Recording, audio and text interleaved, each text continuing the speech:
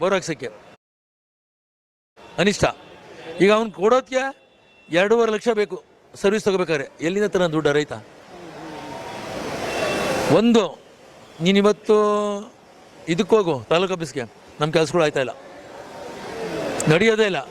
ದುಡ್ಡಿದ್ರೆ ಕೆಲಸ, ದುಡ್ಡಿದ್ರೆ ಲೆಕ್ಕ, ದುಡ್ಡಿಲ್ಲದ್ರೆ ಲೆಕ್ಕ ಇಲ್ಲ. ಅದಾ ಒಂದಾ?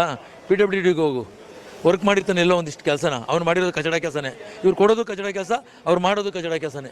ಆ ಕೆಲಸ ಒಂದು 6 ತಿಂಗಳಿರ್ತದೆ, 3 ತಿಂಗಳಿರ್ತದೆ, ಹೋಗ್ಬಿಡ್ತದೆ. ದುಡ್ಡು ಎಣಿಸ್ಕೊಂಡು ಅವ್ರ ಮನೆಗೆ ಹೋಗ್ತಾನೆ.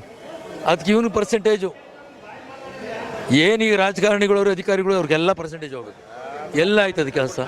ಏನಾಯ್ತದೆ? ಏನೂ ಆಗಲ್ಲ. ಇವ್ರ ಬಗ್ಗೆ ಹೇಳಬೇಕು ಅಂದ್ರೆ ಬೇಕಾದಷ್ಟವೇ, ಬಿಚ್ಚಿ ಹೇಳಿದ್ರೆ ಮಾತಾಡೋದು ಬೇಡಿ. ಅನಿಷ್ಟ ನನ್ನ ಮಕ್ಕಳು ಈ ಸರ್ಕಾರ ಹೋಗೋದು ಎಷ್ಟೋ ಬೆಸ್ಟ್. ನಿಮ್ಮ ಜೀವನಾನುಭವ ದೊಡ್ಡದು. ನಾನು ಇಷ್ಟೊತ್ತು ಮಾತಾಡಿದಾಗ ನನಗೆ ಗೊತ್ತಾಗ್ತಾ ಇದೆ ಅದೆಲ್ಲವೂ ಕೂಡ. ಒಂದು DKC ಕೇಂದ್ರ ಸರ್ಕಾರದ ವಿರೋಧದ ನಡುವೆಯೂ ಕೂಡ ಈ ರಾಮನಗರ ಹೆಸರು ಬದಲಾವಣೆ ಮಾಡಲಿಕ್ಕೆ ಮುಂದಾಗಿರೋದು. 1 ಎಕರೆ ರಿಜಿಸ್ಟರ್ ಮಾಡಿಸ್ಕೊಂಡ್ಬಂದು 2 ಲಕ್ಷ ಖರ್ಚಾಯ್ತದೆ. ಒಂದು ಸೈಟ್ ಮಾಡಿಸ್ಕೋಬೇಕು, ಒಬ್ಬ ರೈತ ಸೈಟ್ ತೊಗೋಬೇಕು ಅಂದರೆ 1 ಲಕ್ಷ ಖರ್ಚಾಯ್ತದೆ. ಅವತ್ತೇನು ಇರಲಿಲ್ಲ. ಅವತ್ತೆಲ್ಲ ಒಂದು 10-15 ಸಾವಿರ 20 ಸಾವಿರದ ರಿಜಿಸ್ಟರ್ ಮಾಡಿಸ್ಕೊಂಡು ಅದು ಹೋಯ್ತು. ಇವತ್ತು ಒಬ್ಬ ಸರ್ವಿಸ್ ಮಾಡಿಸ್ಕೊಳ್ಳಿ KBನ 2.5 ಲಕ್ಷ ಬೇಕು, ಅವ್ರು ಕಟ್ಟಬೇಕು. ಯಾರಪ್ಪನ ಮನೆದು? 2.5 ಲಕ್ಷ ಕೊಟ್ಟು ಸರ್ವಿಸ್ ತೊಗೋಬೇಕನ್ರಿ KBನ. ಯಾವ ಕೈಲಾಯ್ತದೆ? ನಾವು ಬೋರ್ ಹಾಕ್ಸೋದು 1 ಲಕ್ಷ ಬೇಕು ಬೋರ್ ಹಾಕ್ಸೋಕ್ಕೆ ಅನಿಷ್ಟ.